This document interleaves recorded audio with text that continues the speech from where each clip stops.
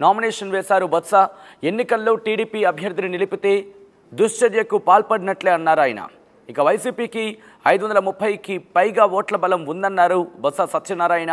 TDP ఉన్న బలం 300 ఓట్లు మాత్రమే అంటూ కూడా చెప్పుకొచ్చారు. వైసీపీకి స్పష్టమైన మెజారిటీ ఉన్నా తెలుగుదేశం పార్టీ ఎందుకు పోటీలో నిలుపుతోంది అంటూ కూడా ఆయన ప్రశ్నించారు. ఇక తెలుగుదేశం పార్టీ బిజినెస్ మ్యాన్ను తీసుకొచ్చి పోటీ చేయిస్తారంటూ కూడా ఆయన చెప్పుకొచ్చారు. రాజకీయాలంటే వ్యాపారమా? దుష్టులకు దూరంగా ఉంచడానికే క్యాంపు రాజకీయాలంటూ కూడా బొత్స సత్యనారాయణ వ్యాఖ్యానించారు. మరోవైపు రేపటితో నామినేషన్ల గడువు ముగుస్తోంది. ఇంకా ఖరారు కాలేదు టీడీపీ అభ్యర్థి.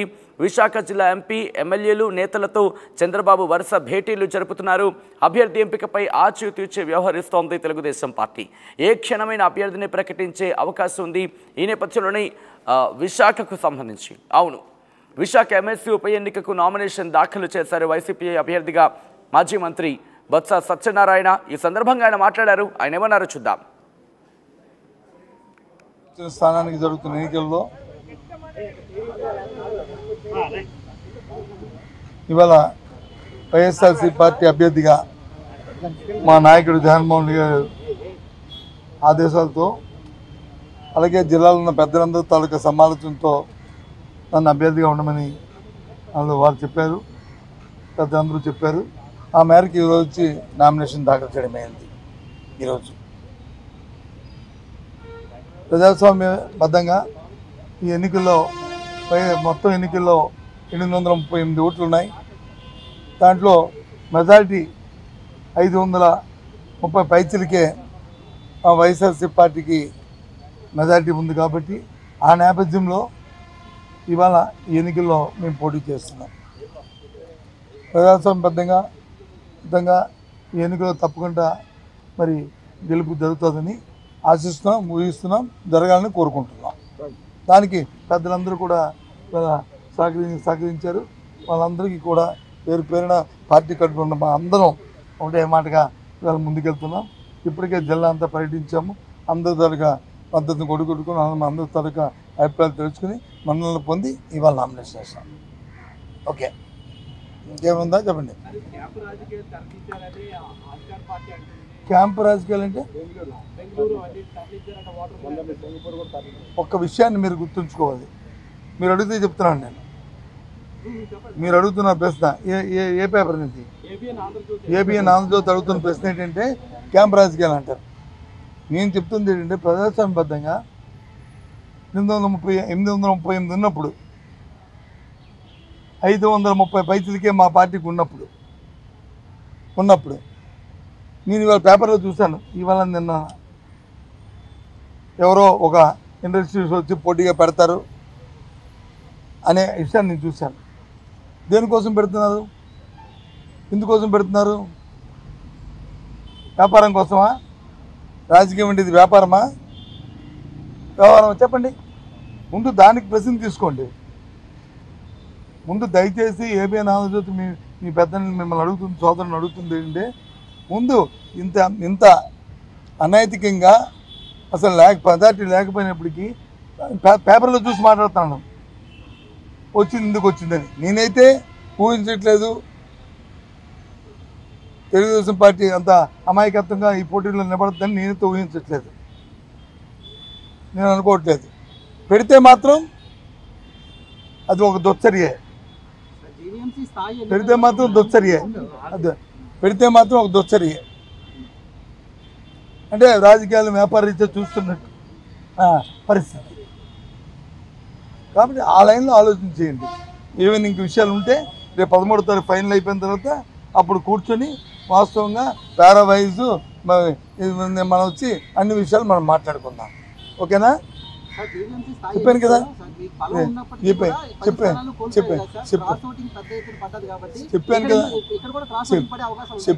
చెప్పాను కదా 13 అయిన తర్వాత మన్నీ మాట్లాడుకుందాం. వాస్తవాలు ఏంటో మాట్లాడుకుందాం. రాజకీయంగా చేస్తామా, రాజకీయాన్ని వ్యాపార రీత్యా చేస్తున్నామా, ప్రజలకు ఏ సందేశం ఇస్తున్నాము, ప్రజాస్వామ్యానికి ఏ సందేశం ఇస్తున్నాము, ఈ ఉత్తరాంధ్ర ప్రజలకి ఏ విధమైన మెసేజ్ మనం పంపిస్తాము రాజకీయ పార్టీలు అనేది 13 తర్వాత మాట్లాడుకుందాం. ఇవ్వకూడదని నేను అనలేదే, ఇవ్వకూడదు. దగ్గరలో ఉంటే ఒక 10-20 మంది ఉంటే మార్పు 300 మెజార్టీ తేడా ఉన్నప్పుడు వచ్చి ఏ రంగా మారుతారు? నా ఉద్దేశం అది. ఇప్పుడు నీకేం తెలుసు చెప్పండి, నీకేం తెలుసు చెప్పండి, ఏ రంగా మారిపోతే చెప్పండి. ఏమి మా పార్టీ మీద, మా క్యాండిడేట్ మీద, లేదా మా పార్టీ ఎన్నికల్లో గెలకండి ఇండిపెండెంట్ అయితే వాళ్ళు ఇష్టం. వాళ్ళు ఎందుకు? వాళ్ళందరూ చక్కగా ఉన్నారు. నేను అందరూ తిరిగాను, అందరి మనసుతో మాట్లాడాను, వ్యక్తిగతంగా మాట్లాడాను. దుస్తులకి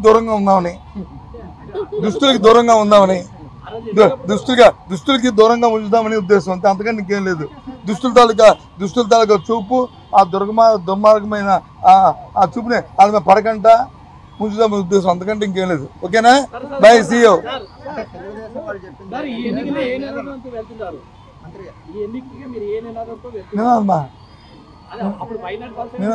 నినాదం ఏంటి?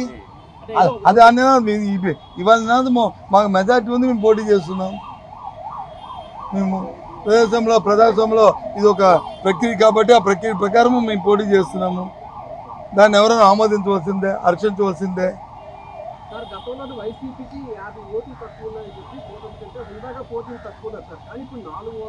అదే మరి, అదే బ్రదర్ చెప్తుంది. నువ్వే పేపరు, నువ్వు సాక్షి.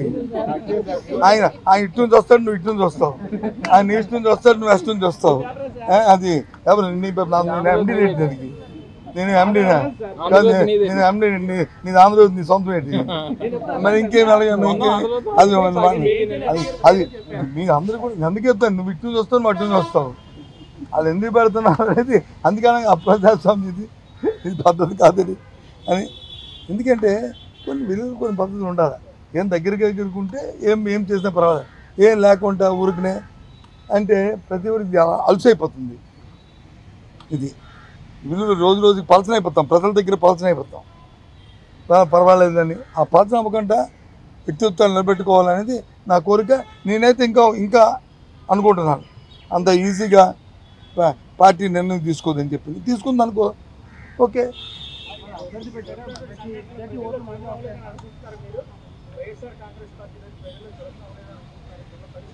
నేను ఎందుకు అనుకుంటాను? ఇది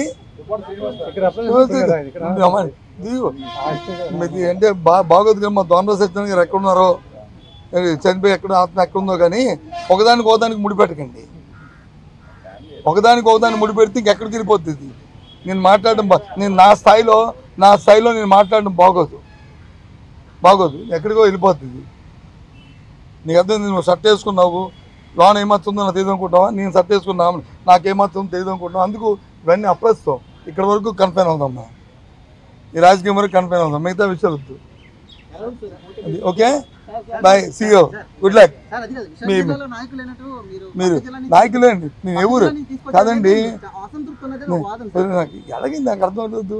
పుట్టాను, పెరిగాను, ఇక్కడ ఉన్నాను, నా భార్య ఇక్కడ ఉంది, నేను ఇక్కడ ఉన్నాను, నా ఇల్లు ఉంది, నా వాగు ఉంది, ఆస్తి ఉంది. ఇప్పుడు మరి మిగతా వాళ్ళ సంగతి చూసుకుంటే నేను అసలు ఆడికి వెళ్ళను. నేను ఆడికి వెళ్ళను, నాకు లీస్ట్ బాధరు. కానీ ఎలాగా కంపారిజన్ చేసుకుంటే మిగతా ఆ విషయాన్ని మిగతా వాళ్ళు అడగండి, అప్పుడు నన్ను అడగండి. అట్నుంచి రండి, మా ఎందుకు అన్నారు సాక్షి, అట్నుంచి సాక్షితో రండి, వెస్ట్లో రండి, ఈస్ట్లో రాకండి.